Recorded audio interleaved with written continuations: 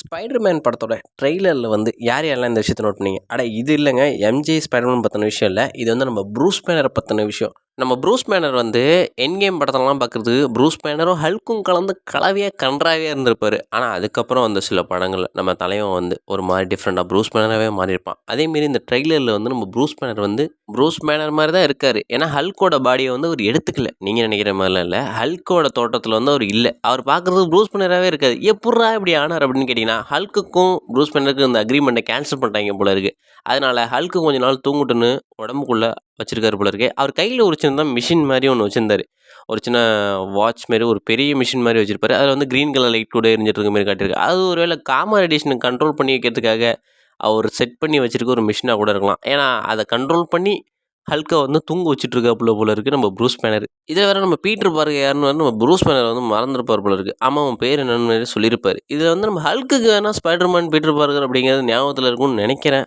ஒரு இருந்திருக்கிறதுக்கு சான்ஸ் இருக்குது. ஆனால் ஹல்கை வந்து தூங்க வச்சுருக்காரு. இதில் வந்து ஹல்க்கு பயங்கரமாக வெளில வருவாரா அப்படின்னு எதிர்பார்க்குறதுல நானும் ஒரு ஆள் தான். படம் ரிலீஸ் ஆனதுக்கப்புறம் தெரியும்.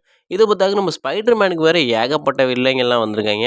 அதில் ஒரு வேளை ஹல்க்கு கூட மாறி ஸ்பைடர்மேனை மண்டி போட விட்டு அடின்னு அடிக்கிறதுக்கு சான்ஸ் கூட இருக்குது. ஏன்னா ஹல்க்குக்கும் ஸ்பைடர்மேனுக்கும் நிறைய இடத்துல ஹல்க் வந்து ஸ்பைடர்மேனை ஸ்டாப் பண்ணுறதுக்கு இல்லை ஸ்பைடர்மேன் வந்து ஹல்க்கை ஸ்டாப் பண்ணுறதுக்கு சில சமயத்தில் வந்து போயிருக்காப்புல காமிக்கல. இதோட டேரக்டர் அக்யூரேட்டாக ஓரளவு நான் வந்து காமிக்கில் இருக்க மாரி எடுத்து கொடுத்துட்றோமா அப்படின்னு ஒரு தன்னம்பிக்கையோடு சொல்லியிருக்காப்புல. அதனால் கிட்டத்தட்ட காமிக்கில் இருக்க சில விஷயங்கள் எல்லாமே இந்த ட்ரெய்லர்லேயே காட்டியிருக்காங்க.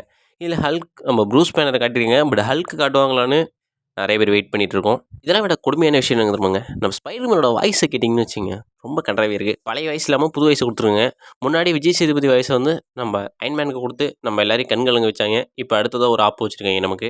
இது பார்த்தாக்கு ஆர்கானிக் வெப்பம் வந்து நம்ம பீட்டர் பார்க்கர் வந்து எடுக்கப்பா அப்படின்னு கொடுத்துட்டாரு. எத்தனை நாள் தான் வெப் ஷூட்டர் நம்பியே வாழ்க்கையை ஓட்டிகிட்டு இருக்குது அப்படிங்கிறதுக்காக ஆர்கானிக் வெப்பம் உடலுக்குள்ளேயே டிஎன்ஏல மியூட்டேஷன் ஆகி தலைவனுக்கு ஆர்கானிக் வெப் வர மாதிரியான சீனை வந்து காட்டியிருக்க மாதிரி இருக்குது ட்ரெய்லரில். ஆனால் படத்தை பார்த்தா தான் தெரியும் ஆர்கானிக் வெப் வருமா வராதான்னு. ஆனால் இருந்தாலும் வீடு ஃபுல்லாக ஸ்பைடரோட வலையை பின்னி வச்சிருக்காரு நம்ம பீட்டர் பார்க்கர். அவருக்குள்ளே ஏற்பட்ட மன உளைச்சல் மற்றும் பல காரணங்களால் தலைவன் வந்து வெறித்தனமாக வெப்பை வீடு ஃபுல்லாக வச்சுருக்கதை பார்த்தா ஒருவேளை ஆர்கானிக் வெப் வந்து வந்துருச்சோ அப்படிங்கிற மாதிரியான எண்ணங்கள் எல்லாருக்குமே தோன்றியிருக்கும் அந்த சமயத்தில்.